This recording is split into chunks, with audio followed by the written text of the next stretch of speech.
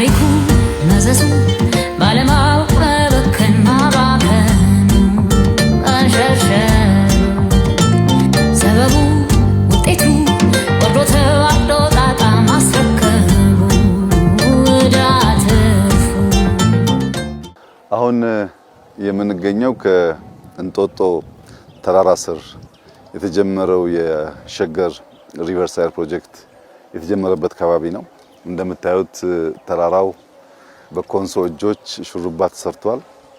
እዚህ ተራራ ላይ ዛፍ ካልተከልን በቀር ትናንት ያነሳነውን የአፈር መሸርሸር መታደግ አንችልም።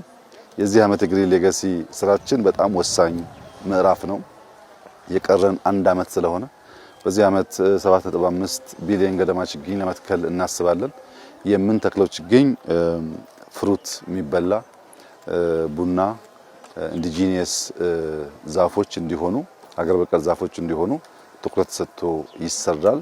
እየተከል ሀገር እያለበስን አፈር እንዳይሸረሸር የተከላከለን ምግባችን እየተከልን ስለምንሄድ ከፍተኛ ፋይዳ ያለው ይሆናል። ከዚያም በተጨማሪ ዘንድሮ የምናሳካው የ7.5 ቢሊዮን ችግኝ የሚቀጥለው ዓመት ያስቀመጥነውን የ50 ቢሊዮን ታርጌት ለማሳካት የሚያቀራርበን ስለሆነ በዚህ ዓመት ጠንክረን መትከል አለብን። ስንተክል ግን ቦታ እየመረጥን እንደዚህ መተከል ያለበትና መጠበቅ ያለበት አካባቢ ላይ ትኩረት እንሰጣለን። የምንተክለውን ታይፕ እንመርጣለን። የምንተክለው ጧትም ቀንም ማታም ይሆናል። እዚህ እንዳየሽው የሁሉም ክልል አመራሮች ሚኒስትሮች ባሉበት መትከል የጀመርነው ሁሉም በየራሱ ደግሞ ቦታ መርጦ መትከሉን ይቀጥላል። ከቤተሰብ ጋር እንተክላለን። እኔም በአባጋ የተከልኩት ይሄ ሲያድግ ከ4፣ 5፣ 6 ዓመት በኋላ ልጆቻችን መተው ሲያዩት በዚህ ዘመን የተሰራ ስራ እንዴት ያለ ፍሬ እንዳፈራ ለማየት እድል ያገኛሉ። ችግኝ የምንተክል ሰዎች ዛሬ ማየት የለብንም። እናንተ ይሁነኝ ብላችሁ ፕሮግራም ይዛችሁ የዛሬ 3፣ 4 ዓመት እዚህ ቦታ ብትመጡ ታዩታላችሁ። የዛሬ ስራችን ፍሬ ችግኝ ዛሬ ተክሎ ነገ ሃርቨስት ማድረግ የሚቻል አይነት ስራ አይደለም። ጊዜ ይፈልጋል፣ እንክብካቤ ይፈልጋል፣ ጥበቃ ይፈልጋል። ያንን ካሟላን ግን እጅግ ውብ የሆነ ነገር ማየት እንችላለን። በእርግጠኝነት ይህ አካባቢ ከሆነ ዓመት በኋላ በጣም ማራኪ መዝናኛ ይሆናል። ይሄ ወክወይ የምታዩት ከዚህ ጀምሮ እስከ ፒኮክ ቦሌ ድረስ የሚገናኝ ነው።